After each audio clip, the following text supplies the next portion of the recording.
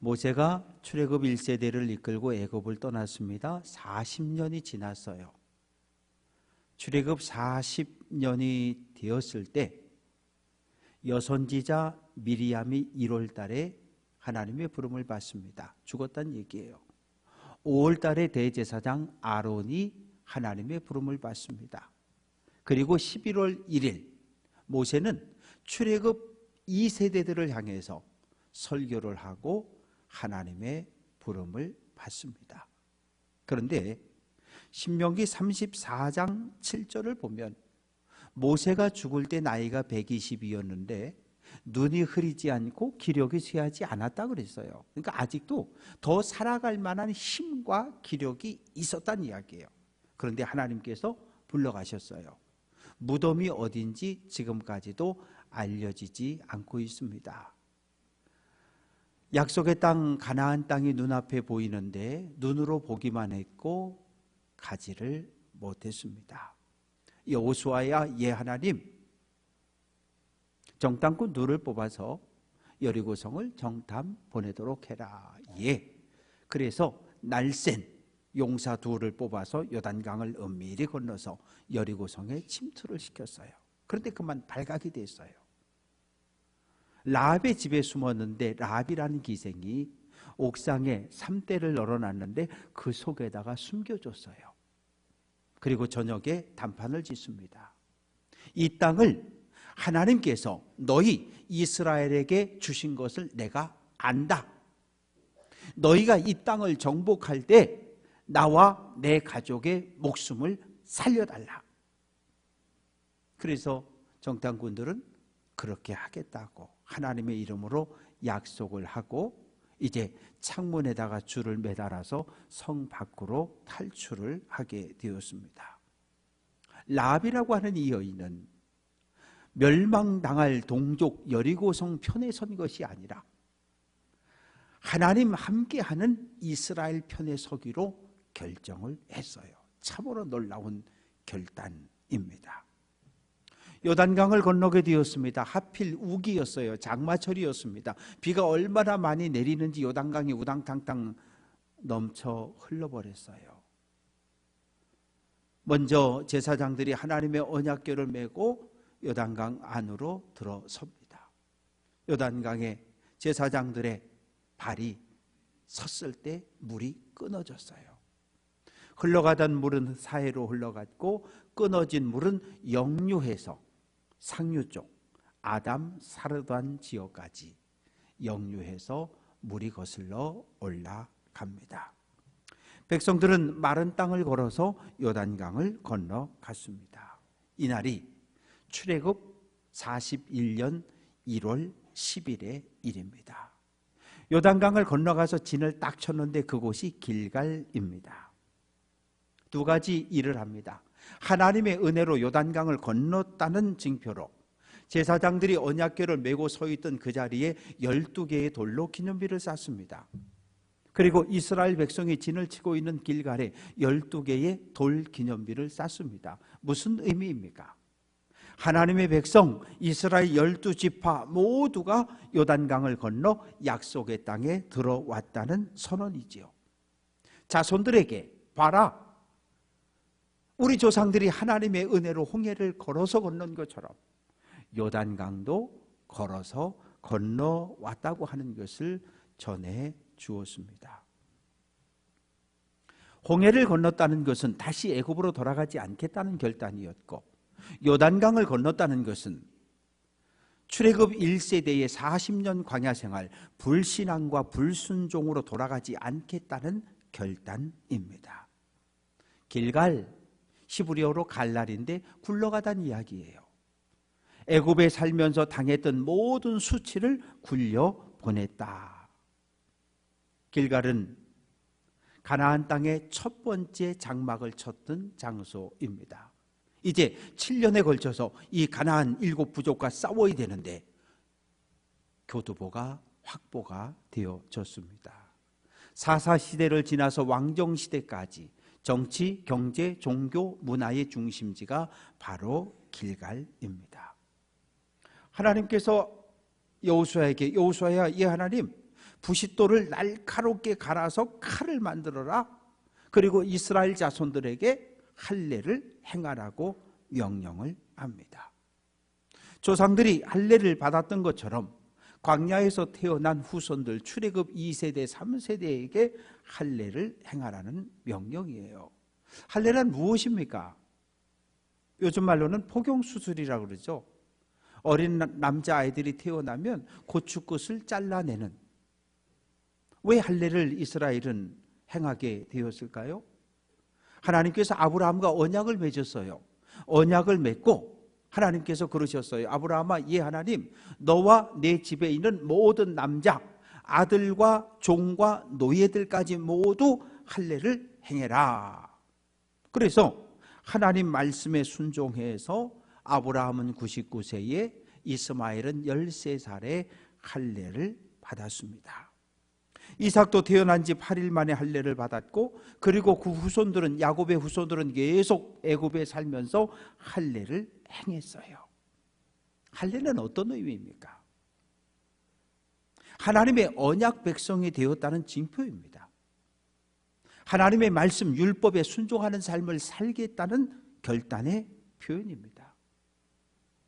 하나님을 온 마음을 다해 사랑하고 내 목숨 생명을 다 바쳐서 충성하겠다는 고백이 할례였습니다.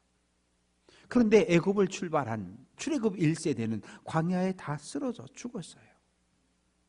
광야에서 태어난 출애굽 2세대 그리고 출애굽 3세대는 할례를 받지 못했습니다. 야곱의 후손과 함께 애굽을 탈출했던 잡족들, 그들이 이스라엘 12지파에 편입이 되기는 했지만 그들도 모두 할례를 행하지 못했어요. 사랑하는 성도 여러분, 그런데 지금 상황을 보면 할례를 받을 수 있는 상황이 아니에요. 할례를 받으려면 요단 동편 모압 평지에서 요단강 건너기 전에 거기서 할례를 행하고 몸을 회복한 다음에 건너오면 되는데, 지금 길갈과 여리고성은 사이가 3km밖에 안 돼요. 할례를 행하고 나면 2, 3일 정도 힘을 쓸 수가 없어요. 만약에 그럴 때 여리고성에서 공격해 오면 패할 수밖에 없습니다. 그런데 여호수아는 할례를 행하라는 하나님 말씀에 순종을 합니다. 하나님께서 두 번째로 여호수아야, 예 하나님, 유월절을 지켜라. 출애굽 41년 1월 14일에 유월절을 지키라는 거예요. 왜 유월절을 지키라고 그럴까요? 애굽에 있을 때 하나님께서 애굽 바로가 워낙 강팍하니까 10가지 재앙을 쏟아붓습니다. 그런데 10번째 재앙은 애굽 전역에 있는 모든 왕의 장자부터 옥에 갇힌 사람의 장남까지, 맷돌을 돌리는 여인의 장남까지, 그리고 모든 가축의 첫 번째 낳은 새끼가 일시에 죽는 사건이 10번째 재앙이었어요. 모세야, 예 하나님, 1년 된 어린 양을 잡아서 그 피를 좌우 문설주 그리고 위아래 문인방에 칠해라. 순종했어요. 어떤 일이 벌어졌을까요? 하나님의 죽음의 그림자가 애굽 전역을 덮칩니다. 그래서 바로의 장남부터 시작해가지고 모든 장자와 모든 초태생을 다 죽여요. 애굽 전역에서 큰 탄식 소리와 통곡 소리와 울음 소리가 퍼져 나오기 시작합니다. 그런데 죽음의 그림자가 문설주와 인방에 양의 피를 칠한 그 요셉의 자손들의 집은 유월절 건너 뛰어가 버렸어요. 죽지 않았어요. 그것을 기념하는 절기입니다. 애굽의 장자가 다 죽임당할 때, 첫 새끼가 죽을 때 내가 이스라엘 자손의 장자와 첫 새끼는 구원해 주지 않았냐, 그것을 기억하라는 거예요. 첫 번째 유월절은 애굽을 탈출하기 전날 지켰습니다. 두 번째 유월절은 애굽을 탈출하고 2년 되었을 때 1월 14일에 시내 광야에서 지켰습니다. 그리고는 40년 동안 유월절을 못 지켰어요. 지킬 수가 없었기 때문에. 그런데 이제 약속의 땅 가나안에 들어왔을 때 하나님께서 유월절을 지키라고 명령을 하십니다. 유월절에는 무교병을 먹습니다. 무교병이라고 하는 것은 누룩을 넣지 않은 밀가루를 그냥 물에 반죽해서 그냥 구워낸 빵이에요. 일상적으로는 밀가루를 물로 반죽하고 거기다가 누룩을 집어넣어서 이렇게 부풀린 다음에 빵을 구워내야 그래야 맛있거든요. 애굽을 탈출할 때 너무 시간이 없고 급했기 때문에 그냥 밀가루 반죽해서 그냥 구워서 그거 싸들고 나왔거든요. 그걸 기억하라는 거예요. 무교병을 먹으면서 애굽에서의 고통을 기억하고 무교병을 먹으면서 애굽의 중노동에서 구원해 주신 하나님의 은혜를 기억하고 감사하라는 거예요. 우리가 6.25 한국전쟁 때가 다가오면 기념식을 하잖아요. 그러면 꼭 등장하는 것이 무엇입니까? 주먹밥이에요. 근데 요즘 주먹밥은 뭐 계란 넣고 당근 넣고 온갖 좋은 거 다 집어넣어서 먹기 좋게 주지요. 그러나 실제로 6.25 한국전쟁 당시 춘천 전쟁을 보면 그냥 소금 발라서 그냥 먹었다 그러는 거잖아요. 뭐예요? 6.25 한국전쟁의 그 고통 속에서 이 민족을 지켜낸 이 믿음의 민족의 선열들의 그 고난과 희생을 기억하자고 주먹밥을 먹는 거예요. 무교병 역시 마찬가지입니다. 애굽에서의 고난 그리고 하나님의 은혜를 기억하며 무교병을 먹었습니다. 무교병을 먹고 유월절을 지키고 났는데 12절 말씀 보면 그 땅의 소산물을 먹은 다음 날에 만나가 끊어졌다. 1월 10일에 요단강을 건넜고 14일에 유월절을 지켰고 그리고 그 다음 날 만나가 끊어졌다는 거예요. 40년을 먹었는데 고린도전서 10장 3절에서 사도 바울은 이 하늘 양식, 신령한 양식 만나를 신령하다고 표현하고 있어요. 왜 신령하다고 이야기합니까? 내 손으로 밭을 갈고 씨를 뿌리고 거름 주고 수확해서 먹으면 그건 내 힘으로 내 노력의 대가로 먹는 거예요. 그런데 하늘 양식 만나는 내가 한 것이 아무것도 없어요. 밭도 깔지 않고 씨도 뿌리지 않았는데 하나님이 그냥 주셨기 때문에 신령한 음식이라고 표현을 합니다. 도착했을 때는 보리 추수하는 때였고 보리 추수에 이어서 밀 추수를 하기 때문에 이제 가나안 땅에 정착할 수 있게 되었습니다. 사랑하는 성도 여러분, 가나안 땅은 사람이 아무도 살지 않는 무주공산 그런 땅이 아니었어요. 이미 가나안의 7부족이 수백 년 동안 터를 잡고 자리를 잡고 살던 땅입니다. 7년에 걸친 전쟁을 통해서 다 빼앗은 거예요. 정복한 거예요. 여호수아 12장을 보면 31개 성읍을 정복했고 31명의 왕을 죽였다고 그렇게 기록하고 있습니다. 그런데 첫 번째 정복해야 할 성이 여리고 성인 거예요. 난공불락. 인간의 힘으로 인간의 능력으로는 도저히 무너뜨릴 수 없는 성읍입니다.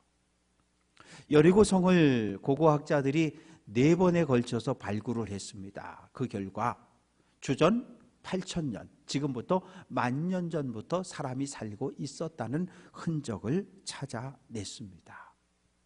여리고는 전 세계에서 가장 낮은 지역에 위치한 성읍입니다. 왜냐하면 지중해를 기준으로 해서 256m 땅 바다 아래에 자리를 잡고 있는 도시예요. 이중 성벽입니다. 첫 번째 외벽은 7m, 두 번째 내벽은 14m. 외벽과 내벽 사이에 마차 2대가 동시에 달릴 수 있을 정도로 넓었다는 거예요. 아니, 이 성을 무슨 재주로, 전쟁을 연습해 본 적이 없는 이스라엘 백성들이 무슨 능력을 가지고 이 성을 무너뜨릴 수 있겠습니까? 불가능한 거지요. 여호수아는 할례를 행했습니다. 유월절을 지켰습니다. 그래서 하나님과의 관계를 온전히 바르게 회복하고 세웠어요. 자, 싸우러 갑시다. 군대를 선발해서 여리고를 향해 착착착착 진군합니다. 그런데 누가 한 사람 서 있는 거예요. 여호수아가 보니까 칼을 딱 뽑아 들고 이러고 서가지고 길을 가로막고 있는 거예요. 지금 여호수아와 군대는 여리고성을 향해서 가고 있는데 여리고성을 등지고서 칼을 딱 뽑아 들고 한 사람이 서 있는 거예요. 여호수아가 한 걸음 나가면서 묻습니다. 너는 우리를 위하느냐 아니면 적들을 위하느냐라고 질문하는 거예요. 우리 편입니까? 아니면 여리고 편입니까? 이걸 묻는 거죠. 우리가 질문할 땐 정해놓은 대답이 있어요. 여호수아는 뭘 기대했을까요? 나는 여러분 편입니다. 이 대답을 듣기를 기대했던 거예요. 그런데 아니라고 이야기해요. 이스라엘 편도 여리고 편도 아니라고 이야기를 합니다. 그러면 누구 편입니까? 14절 나는 여호와의 군대 대장으로 지금 왔다고 선언합니다. 나는 여호와의 군대 대장, 하나님의 천군 천사를 인솔하는 지휘관이라는 거예요. 하나님이 나를 지금 여리고에 가라 그래서 내가 지금 왔다고 선언합니다. 교회 밖에 나가면 편을 나눠서 싸워요. 국회에 가면 여당과 야당이 만날 싸워요. 그런데 둘 다 국민을 위해서 아니요, 국민은 전혀 생각하지 않는 것 같아요. 그런데 교회는 어떤 공동체입니까? 예수 그리스도의 십자가를 통해서 모든 장벽과 차별과 구별과 담이 다 무너진 공동체가 교회 공동체입니다. 교회 공동체는 편을 나누면 안 돼요. 어떻게 편을 나눠? 목사 편. 또 어떻게 편을 나눠? 아니, 편을 나누면 교회는 100% 모두가 하나님의 편에 서야 해요. 우리 모두 편 나누지 말고 하나님의 편에 서서 하나님 말씀에 순종하는 신앙 공동체를 회복할 수 있기를 주님의 이름으로 축원합니다. 여호수아가 얼굴을 땅에 대고 엎드리며 절합니다. 내 주여, 종에게 무슨 말씀을 하려고 하십니까? 여호수아는 여호와의 군대 대장을 하나님의 대리자, 주인으로 인정했고 자기 자신을 종으로 낮추었어요. 종은 자기가 아무리 좋은 아이디어를 가지고 있어도 이거 내 거 아니고 주인을 위해서 봉사하는 거예요. 종은 아무리 좋은 기술을 가지고 있어도 내 거 아니고 주인을 위해서 헌신하는 존재가 종입니다. 종은 철저하게 주인의 말씀에 순종하며 복종하는 삶을 살아가는 존재예요. 여호수아는 자기 자신을 종으로 낮춥니다. 어떤 말씀을 하시든지 군대 대장의 말을 하나님의 음성으로 듣고 순종하겠다고 고백을 합니다. 참 놀라운 고백이에요. 여호수아야, 내 발에서 신을 벗으라. 지금 우리 신발은 무진장 좋아요. 그런데 당시 중동에서 신던 신발이라고 하는 건 그냥 가죽입니다. 동물 가죽. 이렇게 밑바탕만 있는 거예요. 그래서 구멍 뚫러가지고 이렇게 발목에 붙들어 묶고 다니는 거, 이게 신발이었어요. 신발을 벗으라는 거예요. 발은 늘 지저분해요. 먼지가 묻지요, 오물이 묻지요. 종교적으로는 하나님의 거룩함과 반대되는 세상과 죄와 더러움을 상징할 때 신과 신발로 표현합니다. 벗으라. 벗으면 뭐가 드러납니까? 먼지 투성이에 발이 그대로 드러나는 거지요.